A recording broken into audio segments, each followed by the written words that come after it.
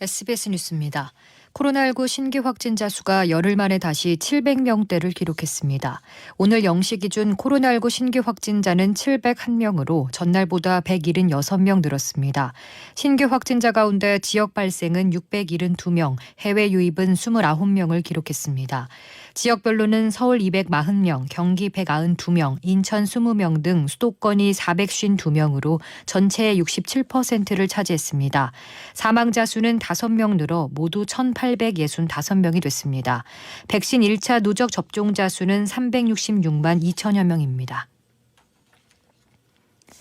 세계보건기구 WHO가 중국 제약사 시노팜이 개발한 코로나19 백신의 긴급 사용을 승인했습니다. 이번 승인으로 시노팜 백신은 코로나19 백신 공동 구매와 배분을 위한 국제 프로젝트인 코백스를 통해 공급이 가능해졌습니다. 시노팜 백신은 현재 중국과 헝가리, 이란 등 40여 개 국가에서 사용되고 있습니다. WHO는 유증상자와 입원 환자에 대한 시노팜 백신의 효능이 79%라고 추정했습니다. WHO는 중국의 시노백과 러시아 스푸트니크 백신에 대해서도 승인 여부를 검토하고 있습니다. 국제사회에서 코로나19 백신의 지식재산권 보호 면제 목소리가 커지는 가운데 미국의 제약사 화이자가 반기를 들었습니다. 앨버트 블라 화이자 최고 경영자는 현지 시간 7일 사원들에게 보내는 서한을 통해 지재권 보호 면제가 틀림없이 더 많은 문제를 일으킬 것으로 믿는다고 말했습니다. 또 지재권 보호가 없어지면 세계 각국의 제약사가 너도나도 백신 생산에 뛰어들면서 화이자처럼 풍부한 노하우를 갖춘 기존 기업들의 원재료 공급망에 지장이 초래될 위험이 있다고 주장했습니다. 미국의 4월 고용지표가 기대치에 크게 못 미치는 26만 6천 개 증가에 그친 것으로 나타났습니다. 그러나 제닛 옐런 미 재무장관은 오늘 백악관 브리핑에 나서 일희일비할 필요 없다고 강조했습니다.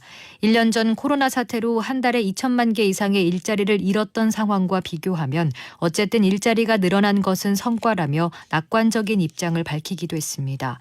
전문가들은 이번 고용 실적이 충격적이지만 그렇다고 경기 회복에 대해 비관할 필요는 없다는 의견을 보였습니다.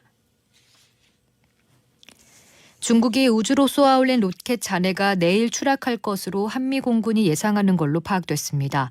한미공군은 중국 우주 발사체의 로켓 잔해가 한국 시간으로 내일 오전 추락할 것으로 예상하고 정밀 추적하고 있습니다. 추락 예측 지점은 애초 호주 인근 남태평양으로 분석됐으나 멕시코만 가능성도 제기되는 등 유동적인 것으로 전해졌습니다. 군 소식통은 한미가 상황을 주시하며 정보를 공유하고 있다고 말했습니다. 마스크를 착용해달라고 요청한 택시기사를 폭행한 30대 남성이 벌금형을 선고받았습니다. 창원지법 형사 5단독은 특정범죄 가중처벌 등에 관한 법률 위반으로 재판에 넘겨진 39살 A씨에게 벌금 500만 원을 선고했습니다. A씨는 지난해 12월 22일 저녁 술에 취해 택시를 탄 뒤 마스크를 착용해달라고 요청받자 운전 중인 택시기사의 팔을 잡아당기고 좌석을 발로 찬 혐의로 기소됐습니다.